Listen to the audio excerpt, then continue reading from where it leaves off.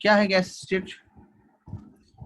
हमने पढ़ा है रूम टेम्परेचर पे या तो मैटर सॉलिड होता है या तो फिर लिक्विड होता है और या फिर क्या होता है गैस। ये तीन तरीके के हमको मिल जाते हैं matter at room temperature.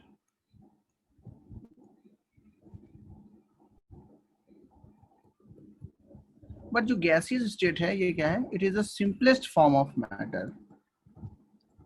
It is the simplest form of matter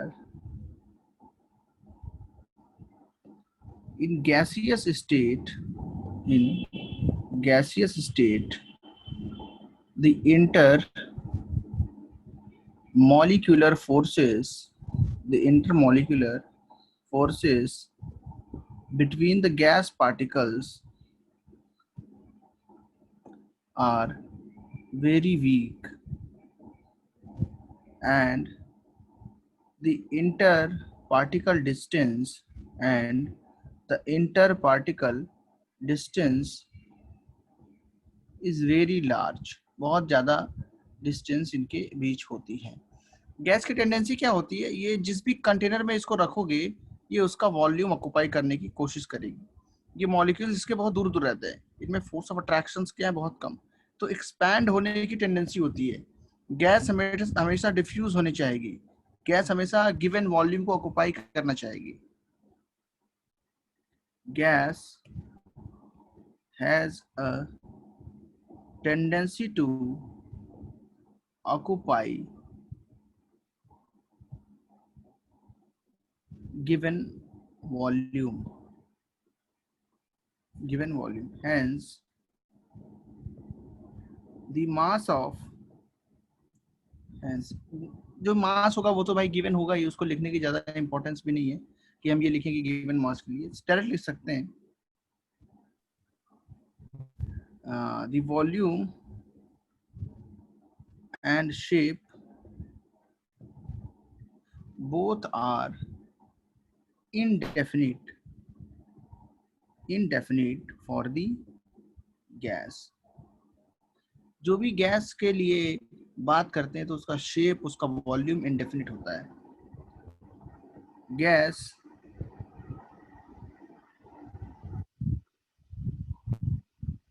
occupies the volume of container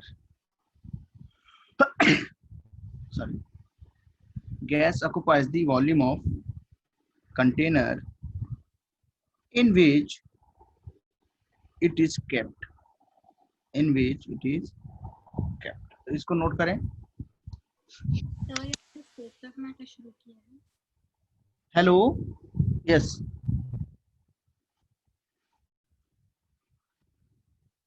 ये नोट कर रहे हो?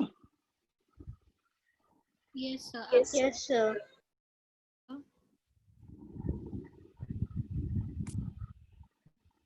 हेलो, हाँ कुछ बोल। हाँ बच्चे। सर कल आप एक क्वेश्चन करा रहे थे फिर आप डिस्कनेक्ट हो गए थे, वो क्वेश्चन। अच्छा, क्लास के बाद में उसको देखते हैं, क्या क्वेश्चन बताना। गैसियस चैप्टर लिखा हुआ है, गैसियस स्टेट। चैप्टर का नाम ये ऊपर लिख दिया मैंने, चैप्टर का नाम दिखा, गैस स्टेट चैप्टर भी है। क्वेश्चन मुझे देना, मुझे तो याद नहीं है। सर चैप्टर का नाम गैसियस स्टेट है? हाँ, चैप्टर का नाम भी है, हेडिंग भी है फर्स्ट। अच्छा, ये स्टेट्स ऑफ मैटर का पार्ट नहीं है? उसी का नाम है, स्टेट्स ऑफ मैटर जो है उसका। Okay sir. उस चैप्टर में हम लोग एक्चुअली गैस स्टेट ही पढ़ते हैं, स्टेट्स ऑफ मैटर। ये चैप्टर है, एनसीईआरटी में इसका नाम है, बट जेई के लिए हम लोग इसमें गैस स्टेट नाम से ही पढ़ाते हैं। ठीक है, ओके सर।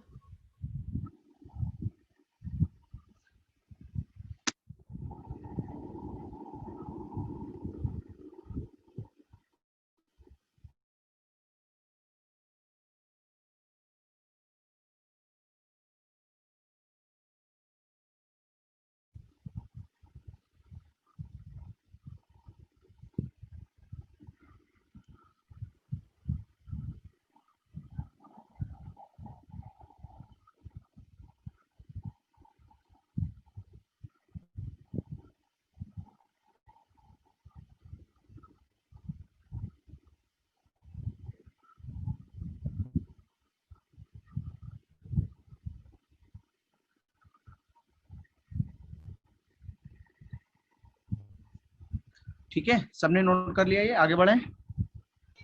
Yes, sir.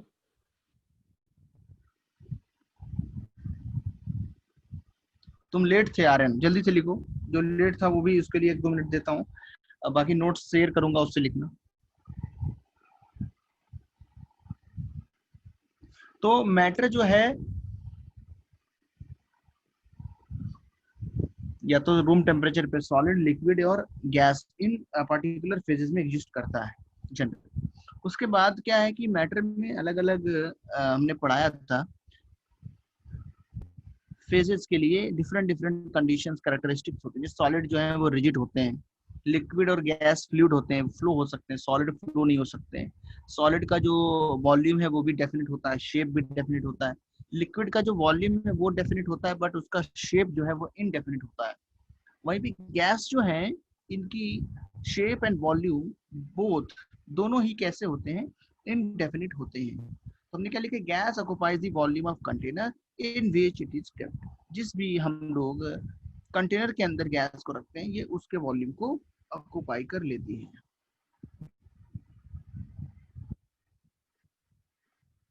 तो इस चैप्टर में हम लोग गैस के बारे में पढ़ेंगे, गैस की बिहेवियर प्रॉपर्टीज के बारे में पढ़ेंगे, डिफरेंट डिफरेंट गैस लॉज को पढ़ेंगे, Boyle's law, Charles law, gallows law, ये बहुत सारे लॉज हैं, इनको पढ़ना है इस चैप्टर के अंदर। Okay,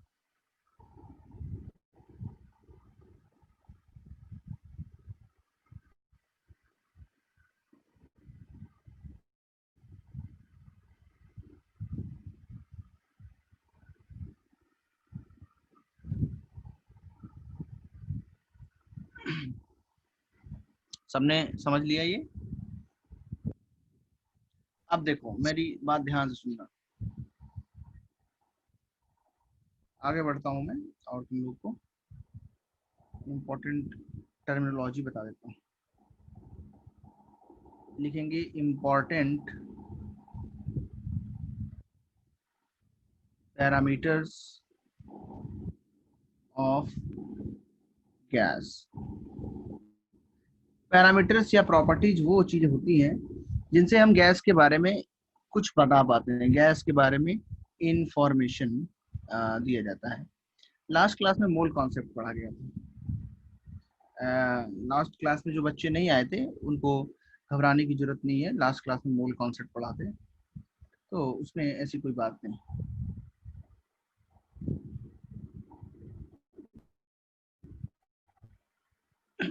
important parameters of gas क्या क्या हैं? Yes, new chapter.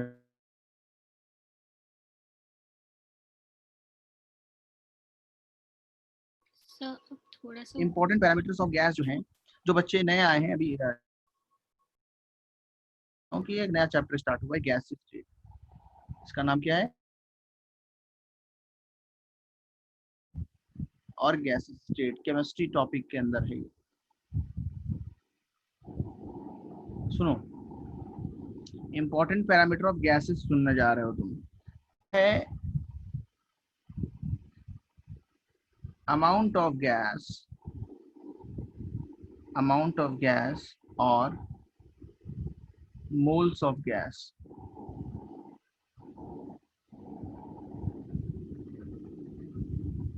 तो हमको पता है the gas molecules have mass, hence a given sample of gas,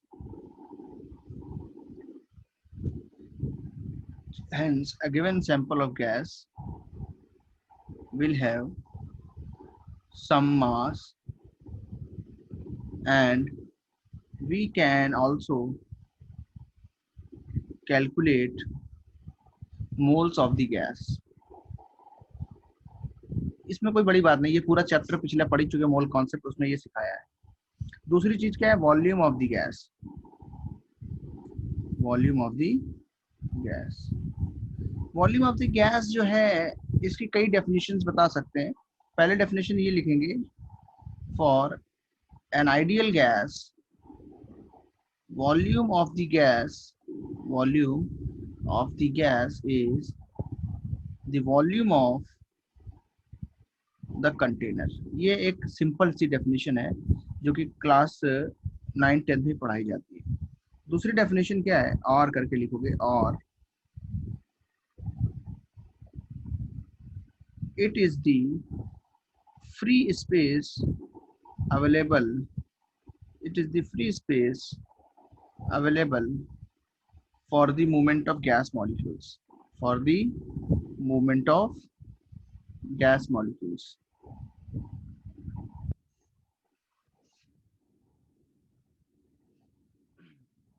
जैसे हमारे पास कोई कंटेनर है और इसके अंदर गैस मॉलिक्यूल्स हैं, तो अब आइडियल गैस के लिए क्या होता है, हम इन गैस के मॉलिक्यूल्स का combined volume almost zero assume करते हैं।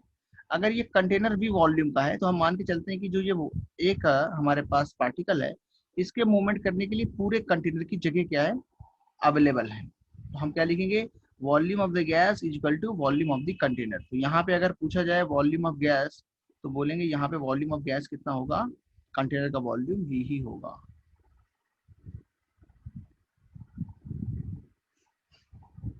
ठीक है।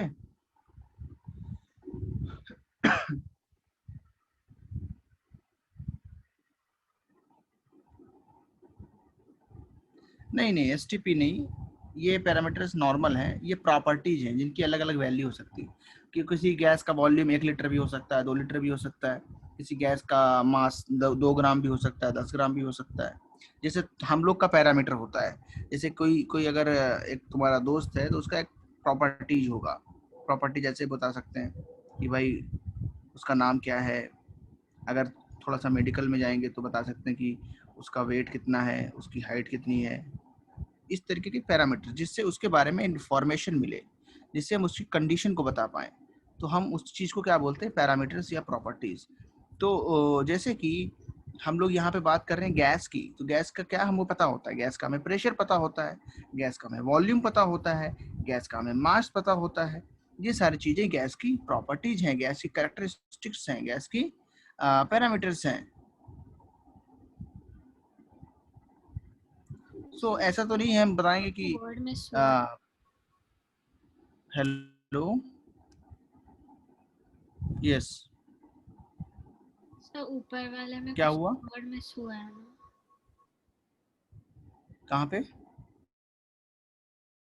सर ऊपर वाला जो डेफिनेशन था वॉल्यूम ऑफ गैस का, फर्स्ट वाला। For an ideal gas, for an ideal gas, okay sir. Yes, volume of gas in earth is equal to volume of earth, ऐसे हो सकता है, यस बिल्कुल हो सकता है।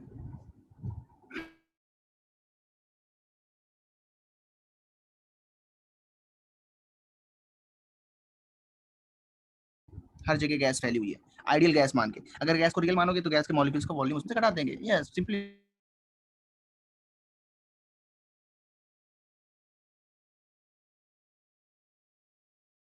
लिख लो। जैसे मेरे पास एक 10 ml की बॉटल है, चलो 100 ml की ले लेता हूँ, ये इसमें गैस है, गैस।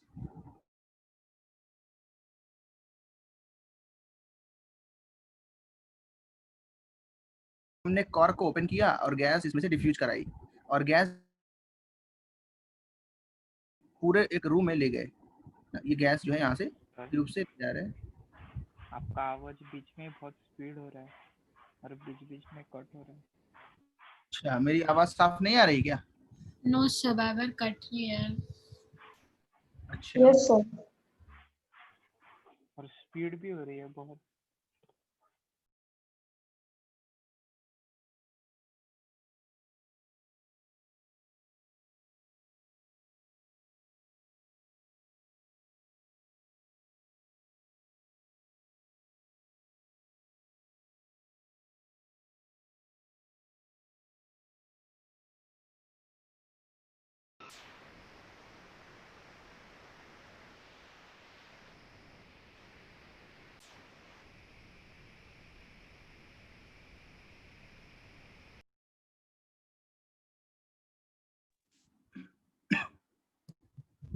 हाँ, तो आवाज देखो अभी कैसी आवाज आ रही है, साफ आ रही है कि कट रही है? यस उसके हाँ सर अकॉर्डिंगली काफी बराबर है। अभी ढंग से आ रही उसके अकॉर्डिंगली हम लोग आगे बात करेंगे, है ना।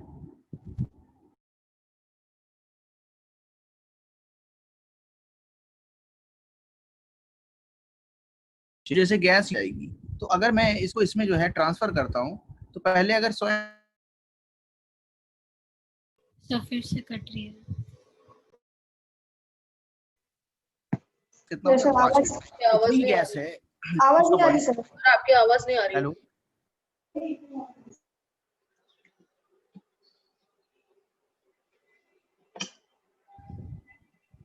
एक आपस में तुम्हारी आवाज तो भी इसी से लिंक है, मेरे कनेक्शन से ही प्रॉब्लम है क्या, ऐसा है?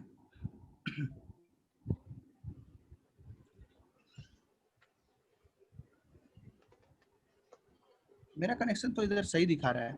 स्क्रीन दिख रही सबको? हाँ हाँ सर। सर अब आ हाँ रही है सर। आवाज, सर स्क्रीन भी दिख रही है। स्क्रीन दिख रहा है ना? स्क्रीन दिख रहा है मतलब कनेक्शन सही है, बिकॉज आवाज से उतना प्रॉब्लम उसको नहीं है।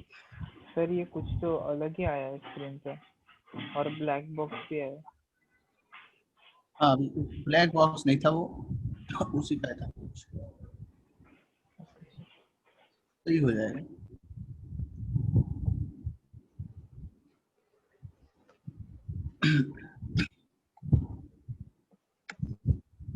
यस।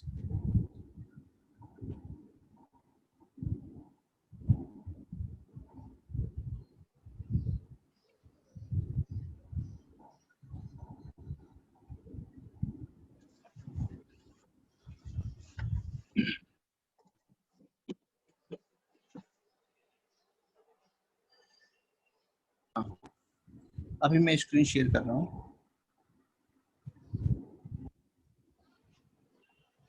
ओके।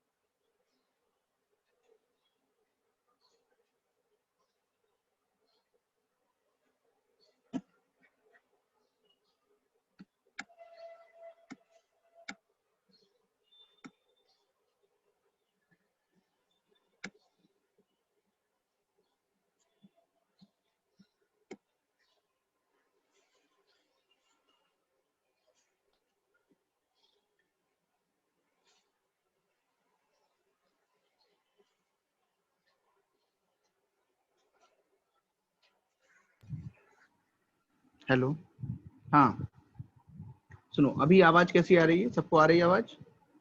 हाँ यस सर। सर। अच्छा, वेरी गुड। उस स्क्रीन शेयर के बाद में दिक्कत होती है। हाँ, थोड़ा थोड़ा देर रुकने के बाद होती है ना दिक्कत। देखो, तो हम क्या कह सकते हैं कि जिस भी कंटेनर में हम क्या रखेंगे, गैस को डालेंगे, उस कंटेनर का वॉल्यूम ही हमारी गैस का वॉल्यूम हो जाएगा। ऐसा नहीं होता है कि जैसे कोई लिक्विड है, मान लो पानी रखा हुआ है, तो अगर पानी एक ग्लास में रखा है हमने और वो मान लो 50 ml है, उसके बाद इसको किसी हम दूसरे बीकर वगैरह में रखते हैं,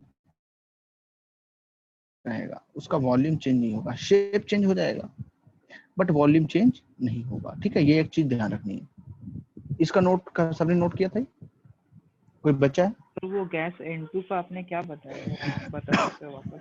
हाँ, वो मैंने gas gas N2। Gas N2 को पहले लिया था एक छोटे से कंटेनर में 100 ml के, ठीक है, इसमें लिया था, इसमें gas Lee.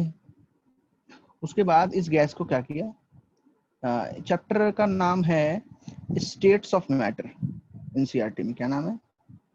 States of matter, ये चैप्टर आपको एनसीईआरटी में मिल जाएगा और स्टेट बोर्ड में मिल जाएगा। तो अब देखना, N2 गैस को यहाँ से ट्रांसफर कर रहा हूँ मैं, क्या कर रहा हूँ, ट्रांसफर। तो ट्रांसफर करके इस बड़े से बीकर में ले गए हैं, उसका जो वॉल्यूम है वो 5 लीटर का है। कितने का है, 5 लीटर का। अब तुम ये बताओ, अगर 5 लीटर का कंटेनर है, yes it's a very easy chapter, no problem, अच्छा चैप्टर है। तो ये बताना है तुम्हें कि गैस जो इसमें ट्रांसफर हुई है उसका टोटल का टोटल जो वॉल्यूम है, volume of the gas is the volume of the container. जब हम गैस को 5 लीटर वाले कंटेनर में ट्रांसफर करेंगे तो उसका जो है टोटल वॉल्यूम 5 लीटर हो जाएगा। समझ रहे हो, गैस का अपना खुद का कोई वॉल्यूम नहीं होता है, जिस सर कंटेनर में उसको रखते हैं उसका वॉल्यूम। सर आपने क्या हाँ सिखाया, मेरा कनेक्शन गया था। हाँ, मैंने यही बोला है कि अगर हम वॉल्यूम ऑफ गैस की बात करें तो एक आइडियल गैस के लिए volume of gas is the volume of container होता है। अगर वॉल्यूम हमारे पास, जैसे एक बॉटल में गैस ली है, 1 लीटर की बॉटल है, तो गैस का वॉल्यूम 1 लीटर होगा। अगर हमने उस गैस को एक कमरे में लीक कर दिया, एक कमरे में छोड़ दिया, रिलीज कर दिया, तो गैस का वॉल्यूम पूरे कमरे का वॉल्यूम हो जाएगा, पूरे रूम का वॉल्यूम हो जाएगा। जैसे यहाँ पे देखो, N2 गैस हमने ली है 100 ml के कंटेनर में, और बाद में क्या किया, इस सारी गैस को इस 5 लीटर के कंटेनर में डाला। तो पूछा गया अब गैस का वॉल्यूम क्या होगा, तो बोलेंगे अब गैस का वॉल्यूम 5 लीटर होगा। यहाँ पे गैस का वॉल्यूम कितना था, 100 ml था। ये चीज याद रखनी, ओके। तो सबका नोट हो गया है, तो आगे बढ़े। Yes sir. सर मतलब अगर जितना भी वॉल्यूम होगा गैस का वो पूरे रूम का हो जाएगा। हाँ, ये सबने नोट कर लिया है, तो आगे बढ़ जाएं। सर पर फिर तो मतलब बीच बीच में थोड़ा सा गैप गैप भी रहेगा ना गैस में, मतलब ऐसा एक्सपांड होगा गैस। हेलो, हाँ हाँ सर, हो गया। अगर 100 ml के इसमें से गैस लिया और 5 लीटर के इसमें डाला, तो मतलब वो गैस की क्वांटिटी तो कम है ना सर। ओके, तो ऐसे छोटे मोटे कोई, बट क्या होता है, बहुत ज्यादा आगे यूज होगा, इस चीज का आगे काफी यूज होने वाला है, तो उस पे हम लोग काम करेंगे अभी।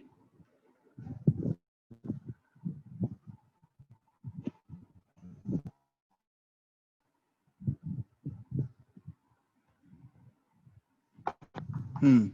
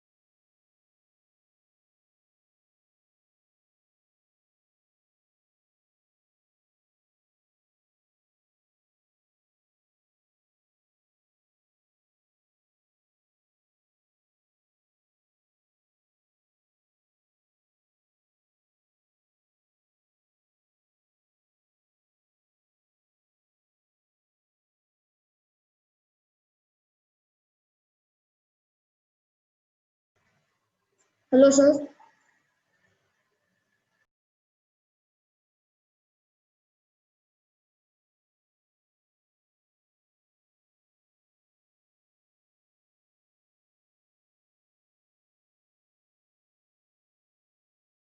सर आप कुछ बोल रहे हो क्या? आपकी आवाज नहीं आ रही है।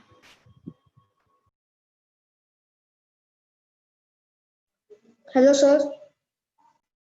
सर कुछ बोल नहीं रहे, सर का माइक वो ब्लिंक थोड़ी हो रहा है।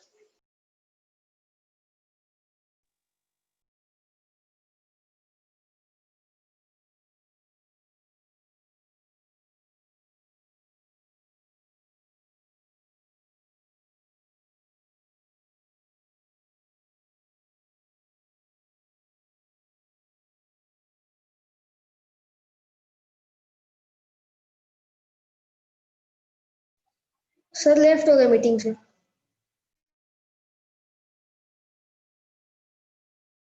Yeah.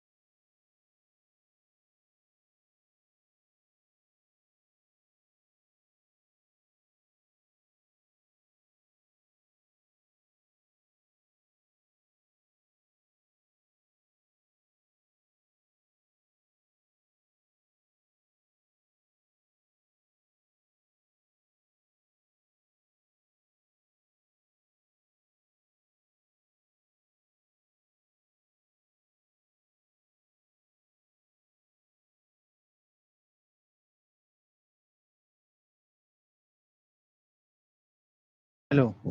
हाँ सॉरी गाइस। तो 48 बच्चे हो गए, काफी लोगों ने लेट ज्वाइन किया एक्चुअली। ओके, तो एक मैं स्क्रीन शेयर करता हूँ। हाँ, देखो। तो अब आगे बढ़ते हैं हम लोग। पॉइंट नंबर 3 पे आ जाओ। वॉल्यूम ऑफ द गैस हमने लिख लिया है और टेम्परेचर पे आ जाते हैं। टेम्परेचर क्या होता है बताओ? Temperature actually degree of hotness या डिग्री ऑफ कूलनेस को कहते हैं। तो लिखेंगे डिग्री ऑफ हॉटनेस और coldness of a body is measured by temperature. Formula क्या होता है? C/100 इज इक्वल टू, अच्छा फॉर्मूला चलो मैं बाद में बताऊंगा। पहले यूनिट बता देता हूँ। टेम्परेचर की यूनिट क्या होती है? SI यूनिट केल्विन होती है। SI यूनिट क्या होती है? केल्विन। इसको K से लिखते हैं। डिग्री सेंटीग्रेड जो है ये भी एक यूनिट है। अगर हमारे पास डिग्री सेंटीग्रेड है तो हम कैसे बदलते हैं उसको? T degree centigrade equal to T plus 273 kelvin. 273 add करके 273 ऐड करके हम टेम्परेचर निकाल पाते हैं। फॉर एग्जांपल अगर मैंने बोला find the temperature in kelvin if temperature in degree Celsius is 35 degree centigrade. बोलो क्या आंसर आएगा? अप्रॉक्स एग्जैक्ट है आई थिंक। अगर तुमको एग्जैक्ट ही लेना है तो 273.15 केल्विन ले सकते हो, तो बट उसको हम 273 केल्विन मान लेते हैं। 308 केल्विन। Very good. क्या आंसर आएगा? टेम्परेचर इन केल्विन क्या आएगा? 35 प्लस 273 कितना आएगा ये? बोलो। 307। 308 कितना आएगा? 308. Okay, any doubts? सर ऊपर करो ना थोड़ा। और ऊपर करूं क्या? Sir temperature sir. हाँ हाँ, तो देखो छोटी सी चीज है टेम्परेचर। जैसे हम किसी बॉडी को छूते हैं तो हम कैसे पता चलता है वो हमसे ज्यादा हॉट है या कूल है?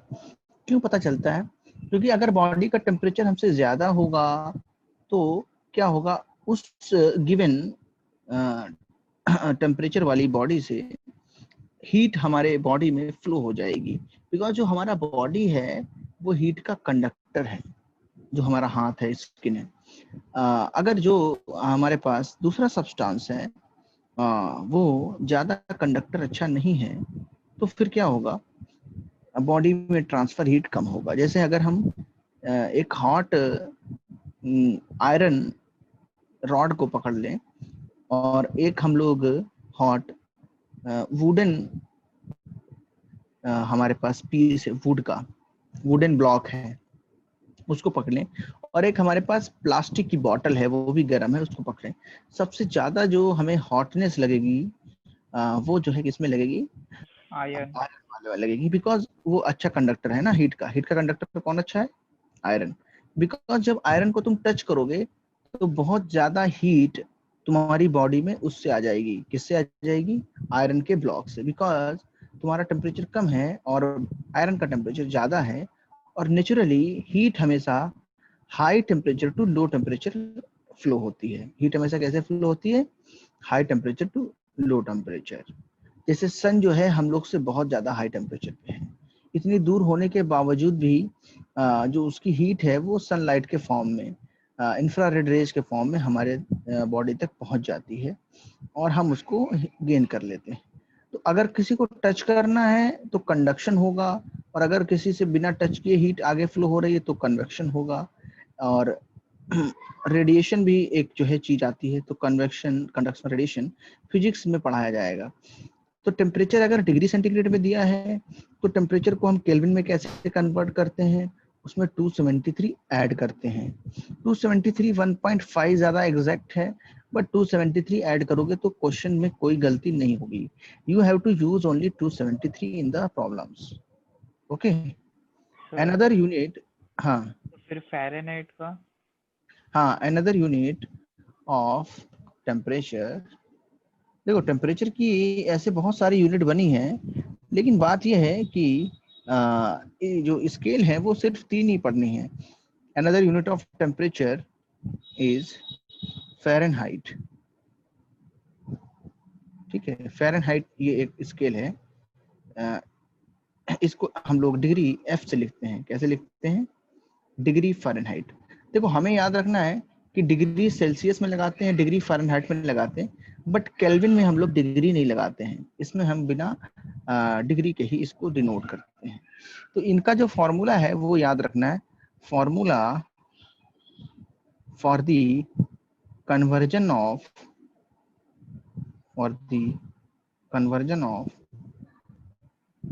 Temperature and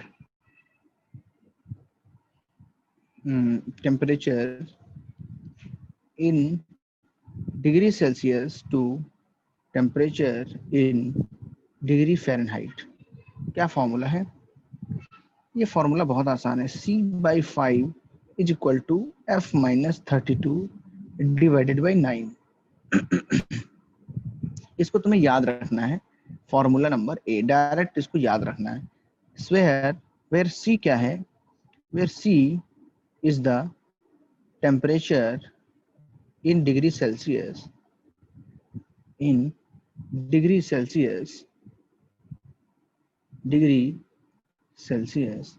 and F is the temperature in degree Fahrenheit.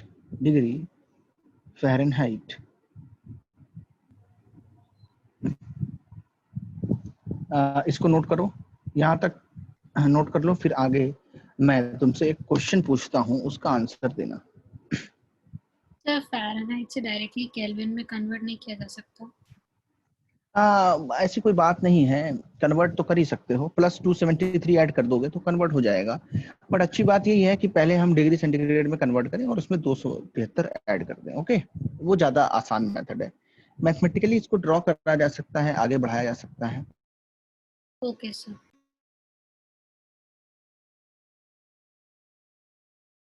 आएगा सर उसमें 273 ऐड ही करना है। सर हम्म। इन तीनों में डिफरेंस क्या, किधर किधर क्या क्या यूज करना है, हमें कैसे पता चलेगा? नहीं, तुम्हें एक लाइन लिख लो, इन gaseous state or any other place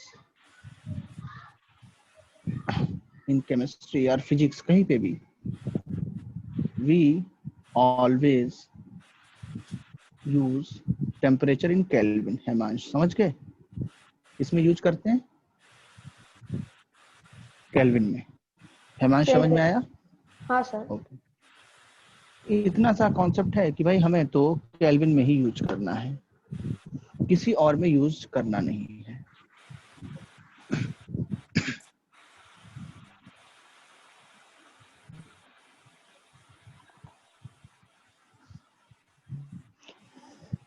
सबने लिख लिया? अब एक क्वेश्चन में देता हूँ, इम्पोर्टेंट ऐसे क्वेश्चंस होते हैं।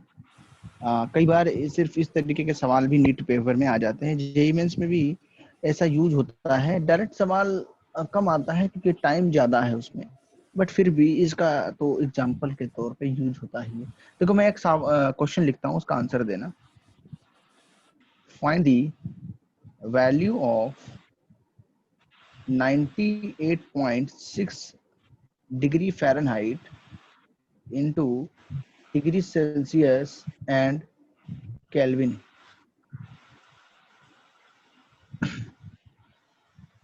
So you have to find this value particular। Okay, तो इस पे ध्यान दें और इसको सॉल्व करके बताएं क्या आंसर आएगा।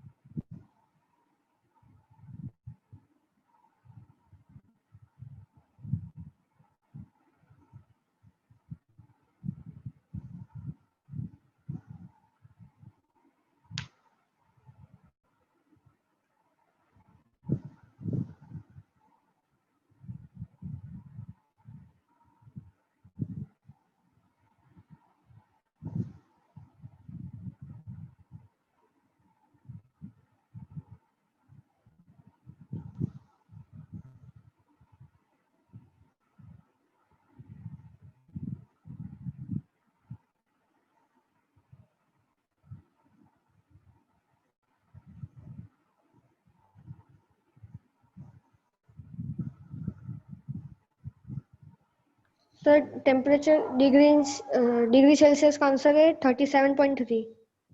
हाँ, ऑलमोस्ट उतना ही आएगा, बिल्कुल करेक्ट, वेरी गुड। केल्विन का बताओ।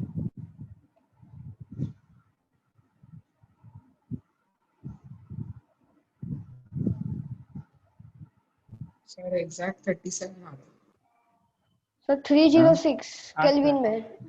मेरा तो 37 ही आया सेल्सियस का, मेरा भी और 37। केल्विन का 310 आ रहा है। यस सर 310 आ रहा है और सेल्सियस 37 आ रहा है। हाँ देखिए सर ये 310। जो मैंने दिया है ये बॉडी टेम्परेचर है, क्या ये normal body temperature? It is normal body temperature. जब कभी फीवर होता है तो हम क्या करते हैं, थर्मोमीटर का यूज करते हैं ना, तो उसमें फ़ारेनहाइट में ही डिग्री लिखी होती है। स्केल की कौन सी होती है? वो फ़ारेनहाइट स्केल। इट इज, सबको समझ में आ रहा है? It is normal body temperature of human being, है ना।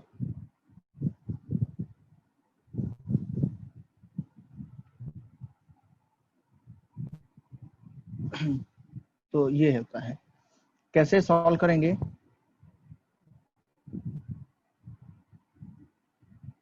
C/5, C कितना है हमें निकालना है, 5 ऐसे ही रखो, 98.6 माइनस 32 डिवाइडेड बाई 9 C, और यहाँ से सॉल्व करो, 8 में से 2 गया, कितना बचेगा, 6 आ जाएगा। हाँ, 66.6 इंटू 5 डिवाइडेड बाई 9, सॉल्व करने पे कितना आता है, 30। 37। अच्छा, टोटल 37। पूरा 37 आता है कि नहीं आता है, कंप्लीट आ जाएगा, बिकॉज कैंसिल आउट हो रहा है पूरा का पूरा 9 से, 66.6 बाई 9 7.4 आएगा, और 7.4 इंटू 5 करोगे तो 5 4 जा 20, तो कैरी हुआ 2 और 5 37, 37 इज द करेक्ट आंसर। तो आंसर क्या है, temperature in degree Celsius is 37 degree centigrade, ठीक है। और केल्विन में क्या होगा,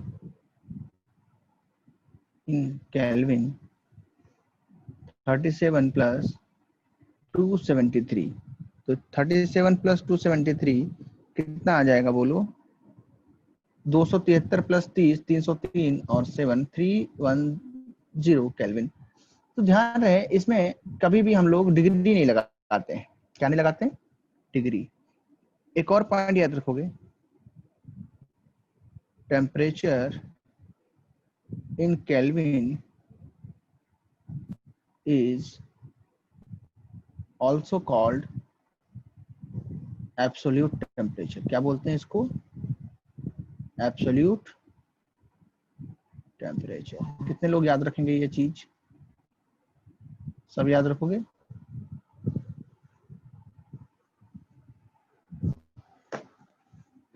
किसी का नोट करना है ऊपर से कुछ भी, anything, anyone? Shreyas Yes, is sir. Also correct, Prachi is also correct, Prachi no, Prachi का क्या गलती हुआ है देखो, Arya is correct, Pranav is correct, Prathamesh, Pranav, Deval और Siddharth Gaur is 1 degree less, Nishigandha तो पुराना आंसर है। ओके, सबने कर लिया, फॉर्मूला लगा लिया, यस सर। किसी को बाकी रह गया नोट करना, आगे बढ़े हम। हो गया सर। वेरी गुड, तो किसी का बचा होगा तो बता देना, ठीक है। The next thing is pressure, point number 4, pressure. Pressure को पी से लिखते हैं, it is the pressure exerted by gas molecules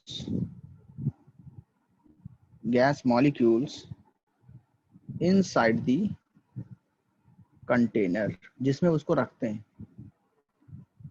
It is arises, ये क्यों होता है, due to the continuous collisions of gas molecules with the wall of the container, देखो मैं इसको समझा देता हूं। Pressure is force per unit area.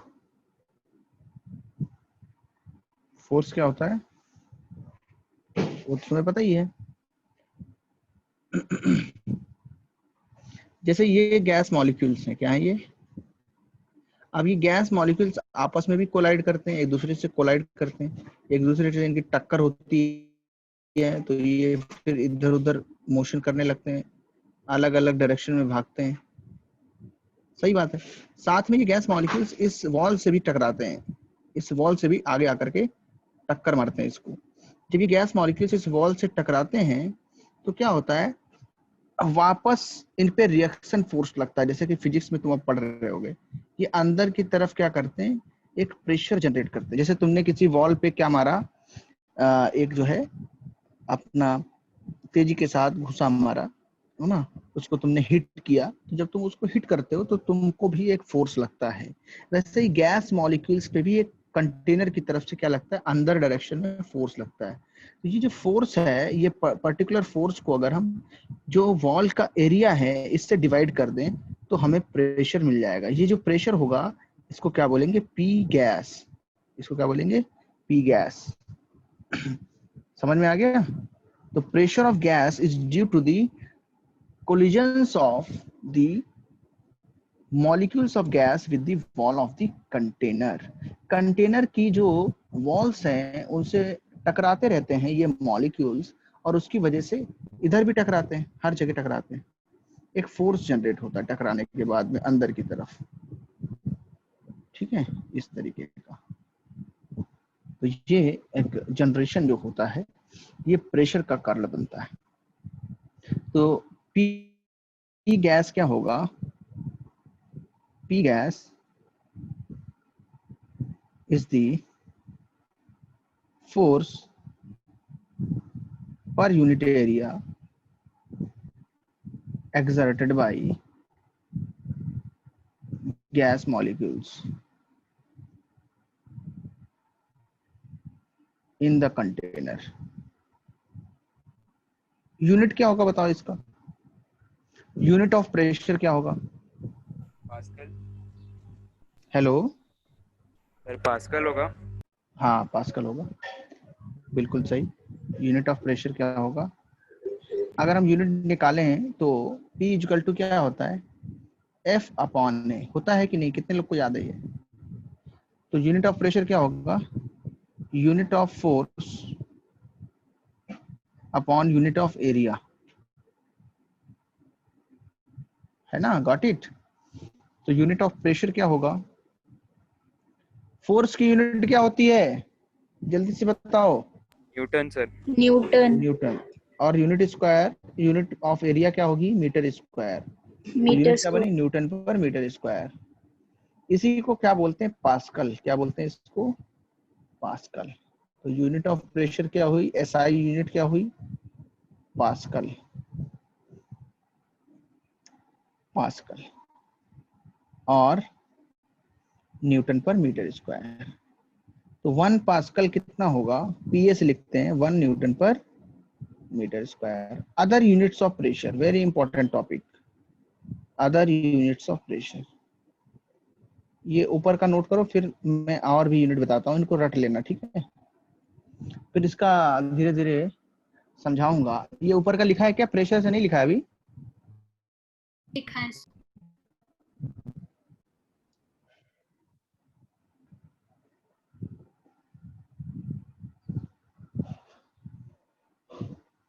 नहीं, because the collisions are assumed to be highly elastic, perfectly elastic Aryan, that's why stuck नहीं होते हैं। ठीक है सर, तो फिर एटीएम और जो बार है वो उनका क्या? वो समझाऊंगा अभी, अदर, वो अदर यूनिट में आ जाएंगे।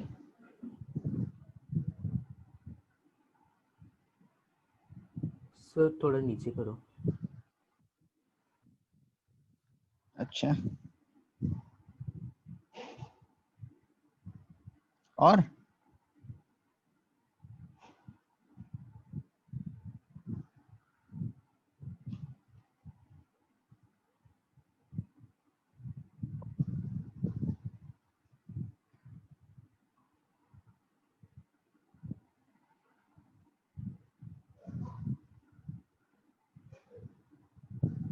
सर और नीचे। ओके।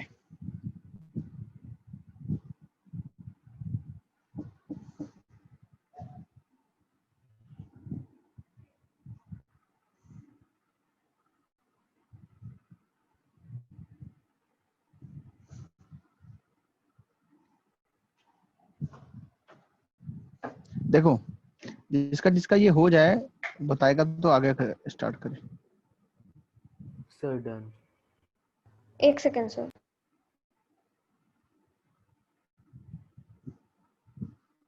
सर वो 1P लिखा है कि 1PA लिखा है? 1PA, PA, P capital, A small. Okay sir.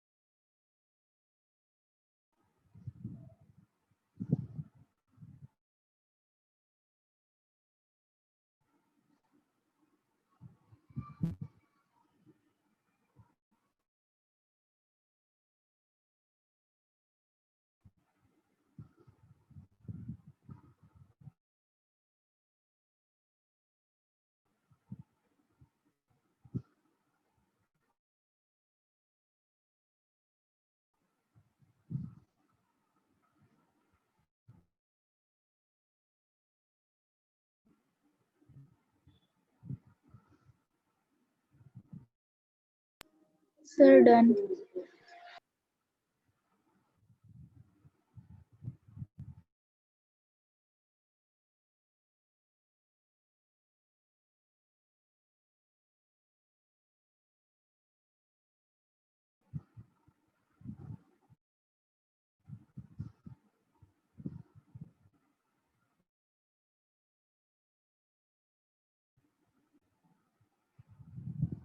देखो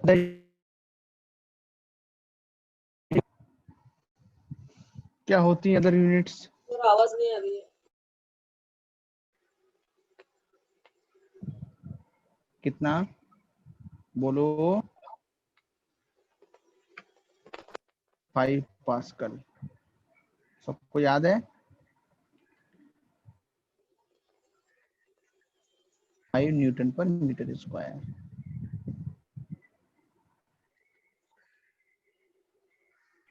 सर 10⁻⁻5 था कि 1 सिर्फ 5 था? into 10⁻⁻5 pascal. 1 ATM को और भी क्या लिखते हैं? कैसे आया ये अभी समझाऊंगा। 1 एटमॉस्फेरिक प्रेशर।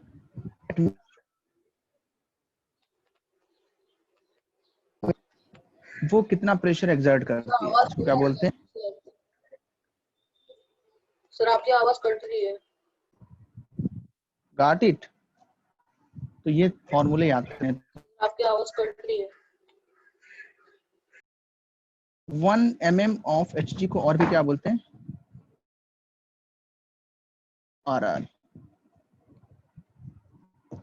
1 TOR। इतनी चीजें याद रख पाओ तो अच्छा है। मैं अभी प्रेशर में समझाऊंगा तो सब समझ में आएगा। Equal to 760 mm of Hg, any one of you?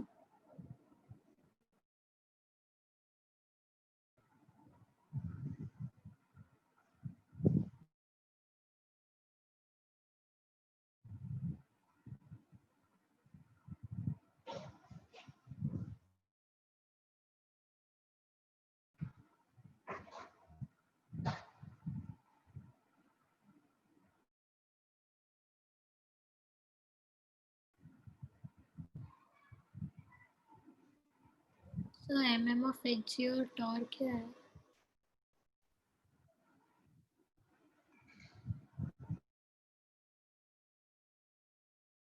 Sir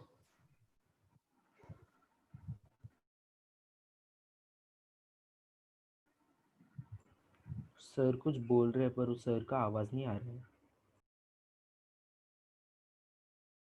I don't think so can hear us also. Hello, हाँ बोलो। So mm ऑफ Hg और टॉर्क क्या है?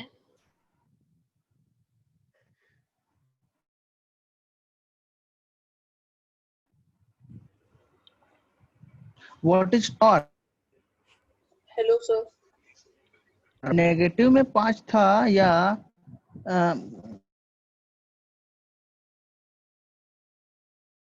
हाँ, सही बात है, नेगेटिव में नहीं है। हाँ सर, वो पॉजिटिव ही था।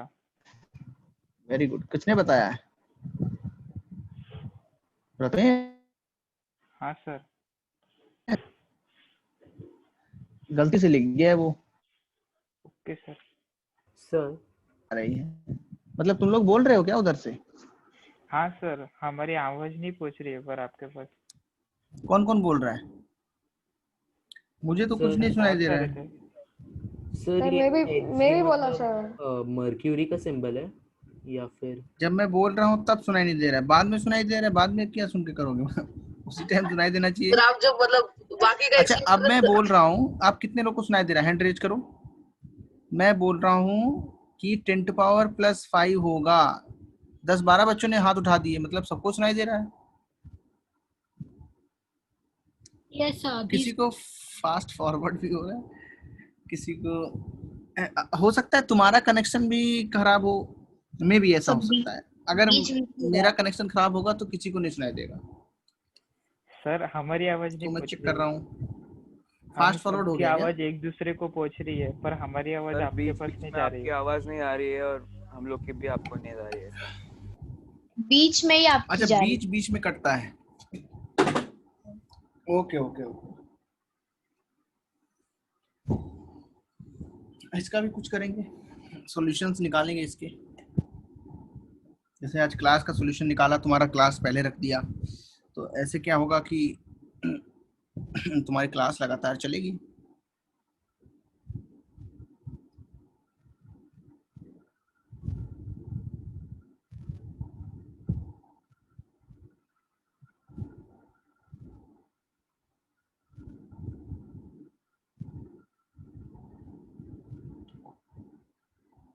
One bar equal to 10⁵ pascal. कभी कभी we can hear conversations between us. अच्छा, तुम लोग आपस में सुन सकते हो बट मेरे को नहीं सुन सकते हो। यस सर, और जब यस सर। बोलते हैं तो आपको नहीं सुनाई देता है। अब मुझे सर अब सुनाई। एक्चुअली आपकी आवाज सुनाई दे रही है लेकिन हमारी आवाज आपको सुनाई नहीं देती।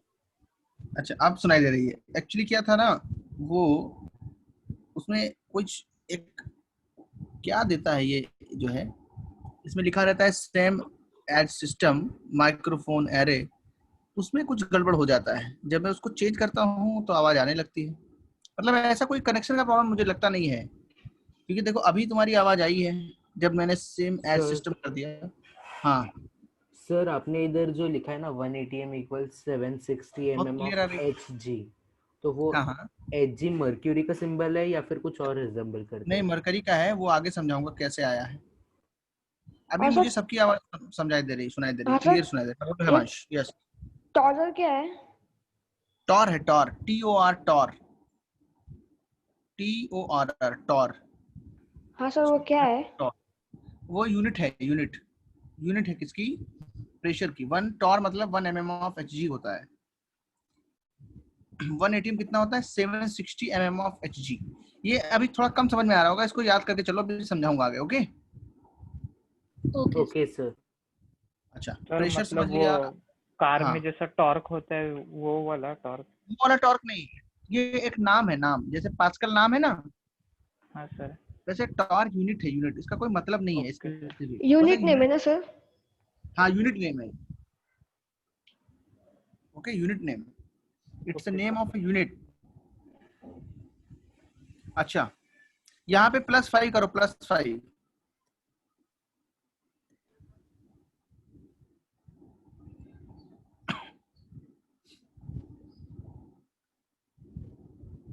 ठीक है, +5 कर लिया।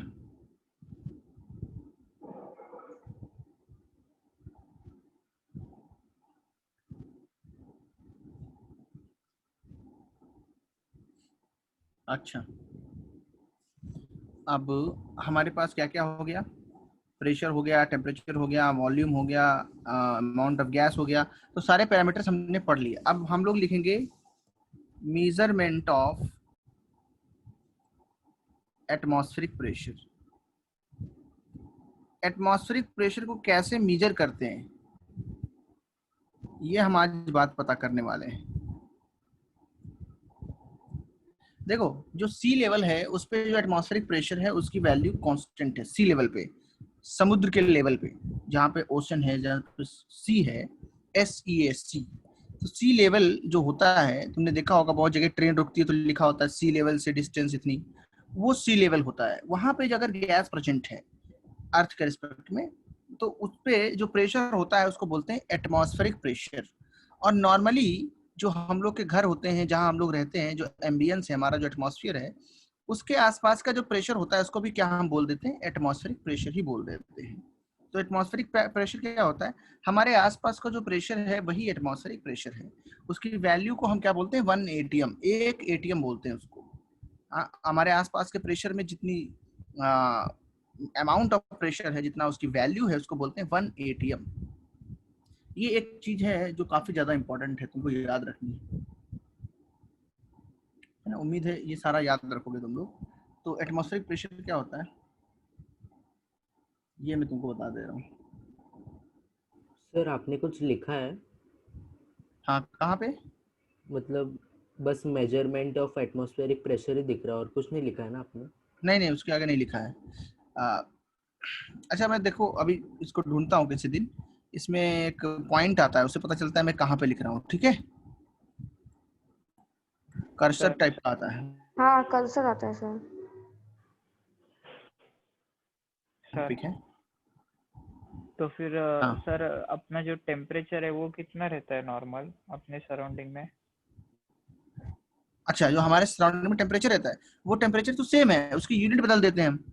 जैसे तुम बिस्कुट, एक छोटा सा बिस्किट का पैकेट लाए है ना, हाँ सर, 5 रुपए का मिला मान लो, तो अब उसमें जो है मान लो 25 ग्राम बिस्किट है, तो ये तुमने बताया कि 25 ग्राम है, ठीक है, एक यूनिट हो गई।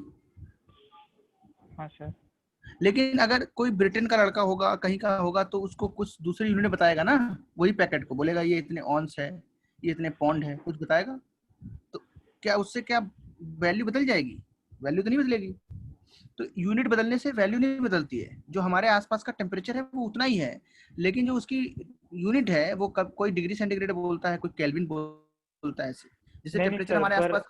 मेरा वो नहीं कहने का मतलब था। अभी अच्छा, आपने बोला कि 1 ATM था, मतलब एक ही वो ATM प्रेशर है है, उससे ज्यादा? हाँ सर, प्रेशर। प्रेशर, हाँ तो वो फिर एक ही रहता है। हमारे, तो फिर सर डिग्री सेल्सियस में हमारा कितना रहेगा आजू बाजू में, मतलब 19 डिग्री सेल्सियस ऐसा? नहीं, हाँ डिग्री सेंटीग्रेड तो टेम्परेचर की यूनिट है, ये तो प्रेशर की यूनिट है। प्रेशर की यूनिट तो पास्कल होती है ना, हाँ सर। ये चीज है ना। टेम्परेचर दूसरा है, टेम्परेचर तो हॉटनेस कूलनेस है, और ओके प्रेशर सर, मतलब मतलब कितना। टेम्परेचर हाँ, कांस्टेंट नहीं है तो फिर वो बदलते रहेगा। हाँ सर, वो तो ठीक है। बदल सकता है। टेम्परेचर तो अपने यहाँ का कुछ और होगा, दूसरी डिस्ट्रिक्ट का कुछ और होगा। हाँ सर, टेम्परेचर तो समझा बदलता समझा। है। हाँ, मुझे लगा प्रेशर जो टेम्परेचर भी है, कांस्टेंट। नहीं, प्रेशर बदलता है, बट इसको हम कांस्टेंट मानते हैं। प्रेशर बदलता है ऐसा नहीं। जहाँ पे डेंस एयर होती है, जैसे जब हम उस पे जाते हैं, हिली एरियाज में जाते हैं। कहाँ जाते हैं हम?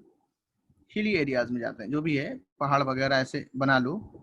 तो अब जब तुम हिली एरियाज में जाओगे तो क्या होगा, जैसे जैसे हम ऊपर चढ़ेंगे वैसे वैसे ऑक्सीजन लेवल क्या हो जाता है, कम हो जाता है। समझ में आता है कि नहीं ये बात? यहाँ पे हाँ सर। सांस लेने में प्रॉब्लम होती है। ऐसा क्यों होता है? क्योंकि यहाँ पे एयर प्रेशर कम हो जाता है। यहाँ अगर 1 ATM है तो यहाँ कितना होता है, 0.8 ATM, ये 0.9 ATM। समझ में आया? हाँ क्योंकि सर। यहाँ पे एयर लेस डेंस होती है। इसीलिए जो माउंट एवरेस्ट पे जाते हैं या पहाड़ों पे चढ़ाई करते हैं, उनको कभी कभी सांस लेने में प्रॉब्लम होती है, तो साथ में वो ऑक्सीजन वगैरह भी कभी कभी ले जाते हैं कि नहीं। और जो नीचे रहता है उसको कोई प्रॉब्लम नहीं होती। यहाँ पे बहुत सारी O2 है एयर में, क्योंकि यहाँ पे एयर जो है वो कैसी है, डेंस है। नीचे कैसी होती है, एयर डेंस होती है। तो पहाड़ों पे चढ़ने पे आदमी जल्दी थक जाता है, बिकॉज ऑक्सीजन लेवल कम हो जाता है। ठीक है, ओके सर। हाँ। सो मेजरमेंट ऑफ एटमॉस्फेरिक प्रेशर हम लोग करने जा रहे हैं, हमारे आसपास का जो प्रेशर है। तो उसके लिए हम लोग पढ़ते हैं बैरोमीटर। ये एक पहाड़ बना हुआ है, बाकी बच्चों को सुनाई तो दिया होगा। वैसे ये एक हिल है, कुछ भी एक मान सकते हैं। उस पर कोई चढ़ रहा है, तो उसको क्या प्रॉब्लम होगी, वो ऑक्सीजन की वजह से होगी। बैरोमीटर क्या होता है देखो, ए बैरोमीटर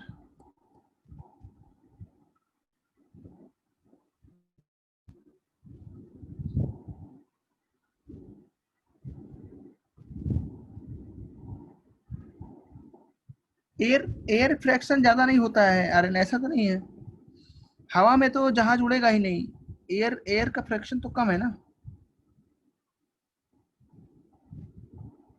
कुछ और पढ़ा होगा तुमने, एयर का फ्रिक्शन सबसे कम होता है। अगर एक क्रिकेट बॉल है ना, इसको तुमने हवा में ऊपर डाला 100 मीटर से, तो ये 100 मीटर से यहाँ पे आने में इसकी स्पीड क्या होगी, कुछ बढ़ जाएगी, क्या हो जाएगी, इंक्रीज कर जाएगी अगर एयर है। लेकिन अगर कोई लेक है, उसी लेक में पानी भरा हुआ है, अगर इस बॉल को छोड़ोगे क्या नीचे जाएगी, ये जाएगी नीचे कि नहीं बताओ, जरूरी नहीं जाए, अगर जाएगी भी तो स्लो जाएगी, क्यों, because of thrust force, because of friction force. अब थ्रस्ट और फ्रिक्शन दो फोर्स लगेंगे इस पे, ये फिजिक्स में तुम्हें पढ़ाया जाएगा, ठीक है। ये जो बॉल है उसको फ्रिक्शन एयर में कम लगता है, एयर का फ्रिक्शन तो ऑलमोस्ट 0 मानते हैं हम लोग, और इसका फ्रिक्शन बहुत ज्यादा होता है किसी भी लिक्विड का, किसी भी सॉलिड का। तो ये भी एक चीज याद रखना कि एयर में फ्रिक्शन कम होता है। चलो बैरोमीटर पे आ जाते हैं। सुनो, बैरोमीटर पे ध्यान देना, barometer is very important, concentrate on this. A barometer is an instrument, एक इंस्ट्रूमेंट है, ये एक apparatus है that is used for the measurement of pressure, that is used for the measurement of pressure. The construction of barometer is as follows.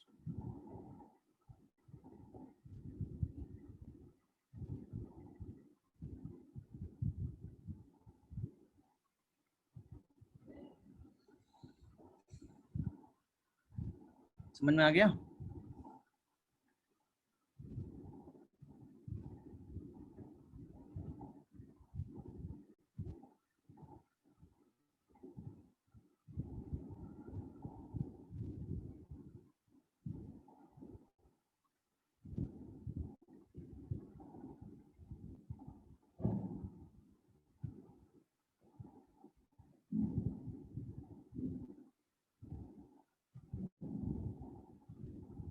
सबको समझ में आ रहा है?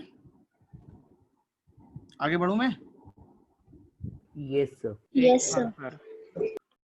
एक बच्चा डिस्कनेक्ट हो गया था, उसको प्रणव हांडे। सुनो Pranav, barometer is an instrument that is used for the measurement of pressure. Barometer एक इंस्ट्रूमेंट का नाम है जो प्रेशर को मेजर करने के लिए यूज करा जाता है, ठीक है, यही पढ़ाया मैंने Pranav. The construction of barometer is as follows, मैं इसको सिखा रहा हूँ कैसे होता है। देखो, हम सबसे पहले एक कंटेनर लेते हैं, उसमें मरकरी फिल कर देते हैं। क्या फिल कर देते हैं उसमें, बोलो, मरकरी। सर थोड़ा ऊपर लेना। अच्छा, यही वाला ना, और कोई? यही सर। जल्दी से लिखो। ये इधर साइड वर्क है, साइड वर्क, ये इससे कोई मतलब नहीं है इसका, ये दूसरे डाउट्स में बता रहा था।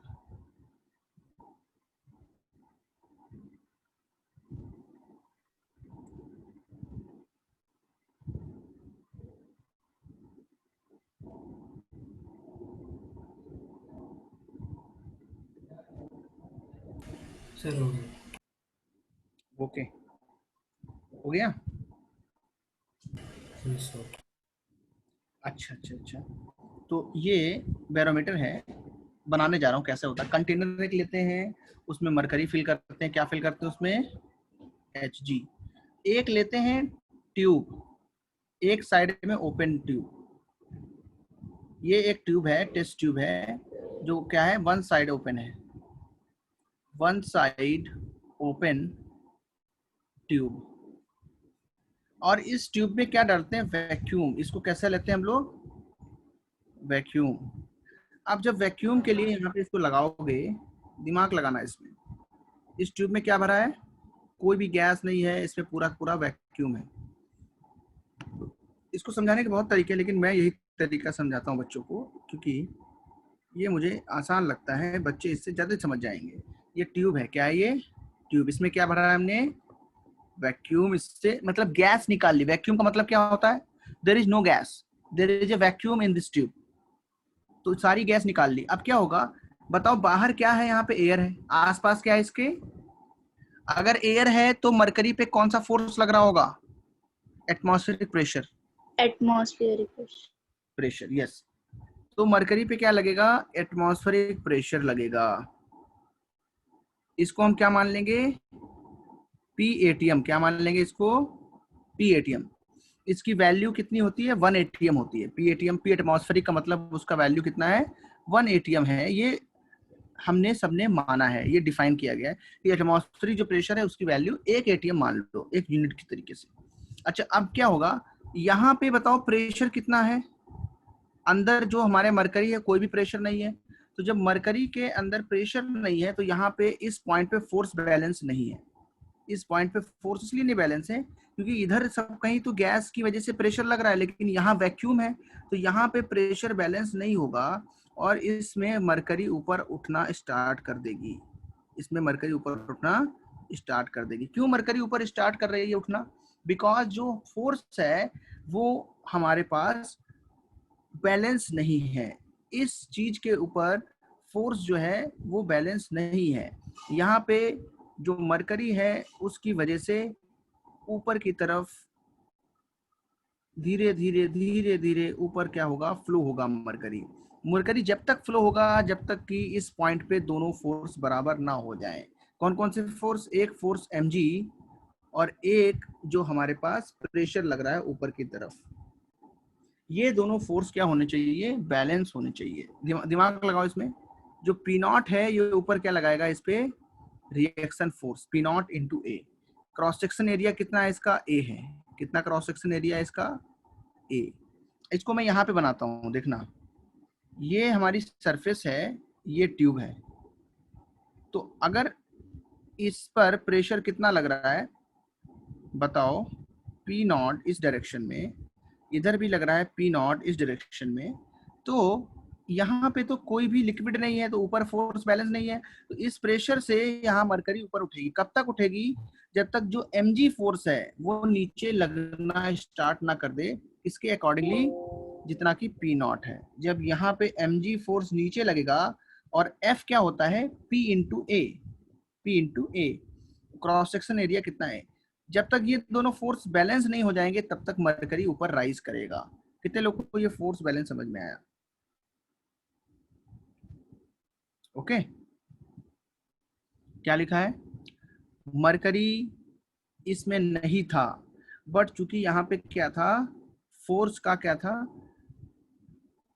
कोई भी बैलेंसिंग नहीं थी, तो फोर्स बैलेंस करने के लिए मरकरी ऊपर की तरफ राइज करेगी। जब मरकरी ऊपर की तरफ राइज करेगी तो उससे क्या हो जाएगा, फोर्स mg नीचे लगने लगेगा और फाइनली ये दोनों फोर्स क्या हो जाएंगे, बैलेंस हो जाएंगे। इतना याद रखो। तो अब हमको एक चीज तुमको बतानी है कि जो हमारे पास P नॉट है वो क्या है, एटमॉस्फेरिक प्रेशर। P नॉट क्या है, P एटीएम, या इसको क्या बोलते हैं, P नॉट। ये क्या है हमारा एटमॉस्फेरिक प्रेशर। इसके लिए हम बात करने क्या जा रहे हैं, एट पॉइंट O मान लो इसको, at point O F upward is equal to F downward. Upward force जो है वो डाउनवर्ड फोर्स के बराबर कर दो। अपवर्ड डायरेक्शन में फोर्स क्या लग रहा है, P नॉट इंटू ए, और डाउनवर्ड डायरेक्शन में फोर्स कितना लग रहा है, mg। मान लिया ये h हाइट चढ़ता है, कितना हाइट चढ़ता है, h। इधर सुनो, ये h हाइट कैसे आएगी बताओ, how will we know the height is h, experiment है ना, रीड कर लेंगे, we have to read this. ये रीडिंग आएगी, ये रीडिंग जो है हम इस ट्यूब से निकाल लेते हैं। तो रीडिंग जो आती है वो कितनी आती है, मरकरी के केस में 76 सेंटीमीटर। कितनी रीडिंग आती है, 76 सेंटीमीटर। 76 सेंटीमीटर तक मरकरी चढ़ता है, उसके बाद स्टॉप कर जाता है। It is practical. ये कैसा है हमारे पास, प्रैक्टिकल थिंग है, इसको लेबोरेटरी में किया जा सकता है। जब मरकरी उठना स्टार्ट करता है ऊपर, तो कब तक उठता है? जब तक कि 76 सेंटीमीटर 76 सेंटीमीटर मरकरी इसके अंदर फिल ना हो जाए। और मरकरी की डेंसिटी कितनी होती है? 13.6 ग्राम पर सेंटीमीटर क्यूब। अच्छा, अब हम लोग पी नॉट ऐसे रखेंगे, ऐसे सर रखेंगे। सभी एम सब्सटेंस की कितना अलग होता होती है? रहेगी ना? सबकी अलग होती है। एम कितना होता है बताओ? एम इक्वल टू क्या होता है? V D. M equal to क्या होता है? V into D. डी की जगह हम लिखते हैं रो।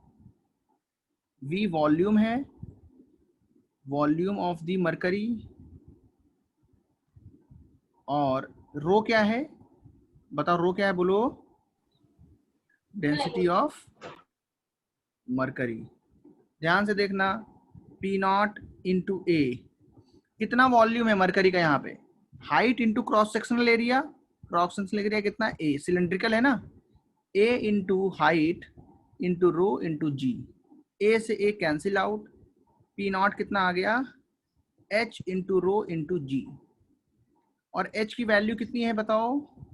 76 सेंटीमीटर।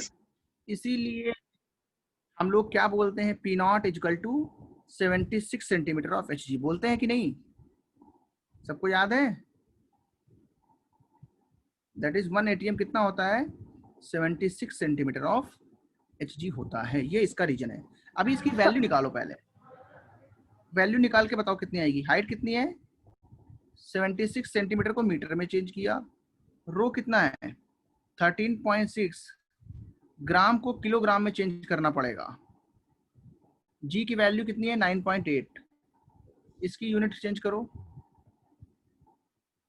चेंज करो, बताओ जल्दी से कितना आएगा? 30.6 10⁻³ kilogram upon 10⁻⁶ metre cube into 9.8। कैसे कन्वर्ट किया है? 1 सेंटीमीटर कितना होता है? 10⁻² मीटर। तो 1 सेंटीमीटर क्यूब कितना होगा? 10⁻�6 मीटर। समझ में आ रहा है? यहाँ से सॉल्व करोगे तो पी नॉट कितना आएगा? 1.01325 इंटू 10⁵ न्यूटन पर मीटर स्क्वायर। इसी को हम क्या लिख देंगे? 1.01325 10⁵ पास्कल। या इसको हम लोग क्या जानते हैं? 1 बार। पी नॉट कितना आएगा? 1.01325 इंटू 1 बार। ये नोट करो जल्दी से सारे लोग।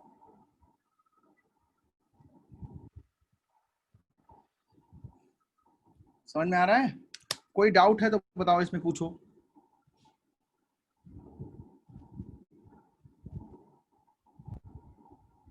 इसमें मरकरी ऊपर उठती है। मरकरी तब तक ऊपर उठेगी, ए क्रॉस सेक्शनल एरिया है। ट्यूब है ना, ट्यूब जो है इसका क्रॉस सेक्शनल एरिया है A. A is the cross sectional area of tube. A is the cross sectional area of the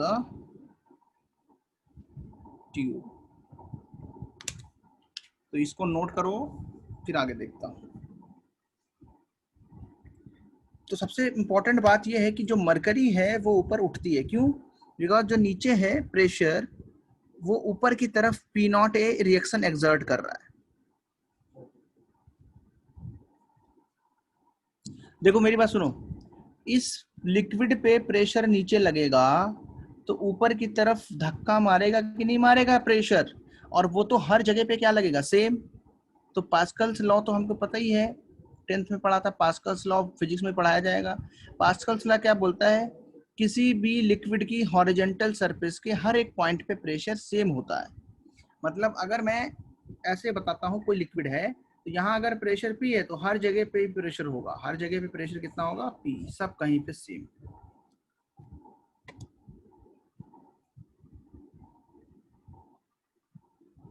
A is the cross sectional area. कितने लोगों ने लिख लिया है?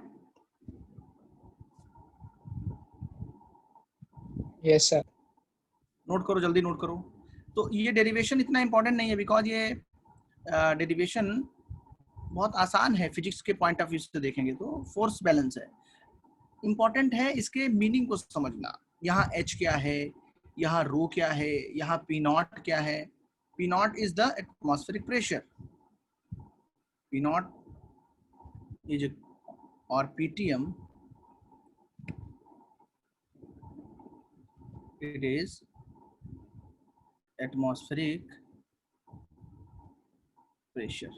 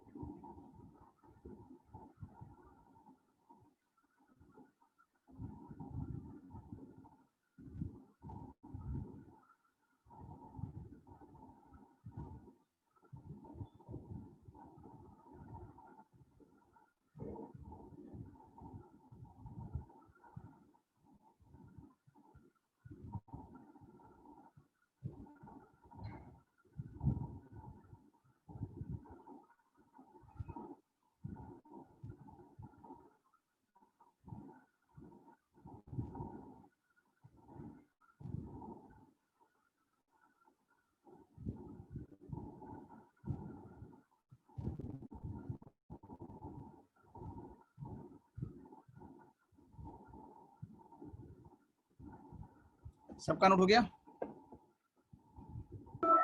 Yes sir. आप बताओ इसमें क्या डाउट है? Can particles appear out of nothing? ये क्या क्वेश्चन? हाँ बोलो, क्या पूछ रहे हो बताओ, इसमें पूछो कुछ यूनिट्स में, सेंटीमीटर वाला, सबको समझ में आ गया? तो इस सेंटीमीटर ऑफ एच को टॉर भी बोलते हैं, इसलिए पहले ही लिखा दिया। 180 कितना आएगा? 76 mm ऑफ एच को बोलते हैं, एक्चुअली mm ऑफ एच को बोलते हैं। पीछे हमने क्या लिखा है? सेंटीमीटर लिखा दिया क्या? करेक्ट कर लेना। 76 mm मिलीमीटर ऑफ एच, इसको क्या बोलते हैं? 76 torr. 1 mm of H is equal to torr. कहाँ लिखा है? देखो सही तो लिखा है, 1 mm ऑफ एच टॉर होता है, ठीक, गलत नहीं है। सेंटीमीटर को मीटर में चेंज कर लो। Any doubts in this particular section? P naught में, पी नॉट की वैल्यू सब याद रखोगे। h is the height of mercury in the tube. h is the height of mercury in the tube. ये क्या लिखा है? h क्या है? h is the height of Hg in the tube. कितने लोगों को समझ में आ गया ट्यूब वाला? Yes sir. मतलब तुम्हारे पास तुमने कभी कोल्ड ड्रिंक पी है तो स्ट्रॉ देता है, वो क्या देता है? स्ट्रॉ। सबको याद है? कोल्ड ड्रिंक है या दूसरे जो ड्रिंक्स होते हैं, ड्रिंक्स जब पीते हैं हम लोग तो स्ट्रॉ देता है। तो स्ट्रॉ से कैसे लिक्विड तुम्हारे तक आ जाता है? क्या करते हैं उसमें? उसमें हम प्रेशर का डिफरेंस क्रिएट करते हैं, समझ रहे हो कि नहीं? प्रेशर डिफरेंट क्रिएट करते हैं। कैसे? जो एयर होती है उसको तुम क्या कर लेते हो? सक कर लेते हो, एयर को खींच लेते हो अपनी तरफ। तो प्रेशर कहाँ ज्यादा हो जाता है? लिक्विड में, और अपने आप से लिक्विड ऊपर चला आता है। ये ध्यान दिया है कभी तुमने कि नहीं? Yes sir. हाँ, तो ये बैरोमीटर का काम है। जब हम लोग किसी ड्रिंक को स्ट्रॉ से पीते हैं तो उसमें बैरोमीटर का कॉन्सेप्ट लगता है। Like our lungs do inhale and exhale, उसकी मैकेनिज्म भी वैसी है, बट वो थोड़ी सी कॉम्प्लेक्स है। लंग्स का तो बहुत ही कॉम्प्लेक्स। स्ट्रॉ वाला थोड़ा ज्यादा आसान है। स्ट्रॉ वाले में हम प्रेशर डिफरेंस को कम करते हैं और वो फटाक से लिक्विड ऊपर खींच देता है।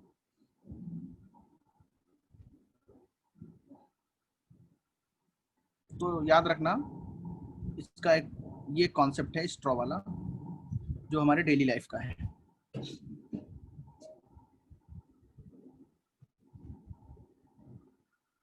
तो लंग्स में भी बिल्कुल वैसे ही कॉन्सेप्ट है, थोड़ा कॉम्प्लेक्स है। उसमें पूरा एयरवे काम करता है।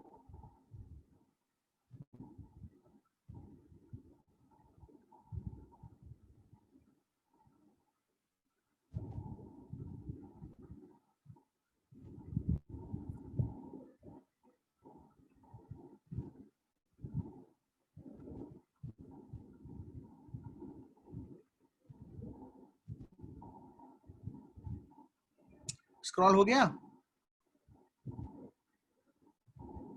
बोलो बोलो। Prathamesh, done it? हाँ सर। किसी का बचा नहीं? क्लास एंड करें? होमवर्क कब आएगा? होमवर्क नहीं आया अभी तक? बोलो। सर सैटरडे तक बोला है आपने सबमिट करना। अच्छा, और पिछला वाला कर दिया सबने ना? हाँ सर वो हो गया। ओके चलो बाय। अभी मैम जो है, मैम को होस्ट बना देता हूँ मैं। हमारी क्लास कितने थैंक यू बजे? सर। हाँ वेलकम। कितने बजे से क्लास है? 15 मिनट बाद है। ये sir 5:45। 5:45। Okay good good good. Bye sir. Bye bye. इसको पढ़ लेना है ना, थोड़ा सा नया है ये। ओके, इसको रिवाइज करके आना, इस पे क्वेश्चन कराएंगे। Yes sir. मैं इसको शेयर करूंगा ग्रुप पे। ओके चलो बाय। Thank you sir.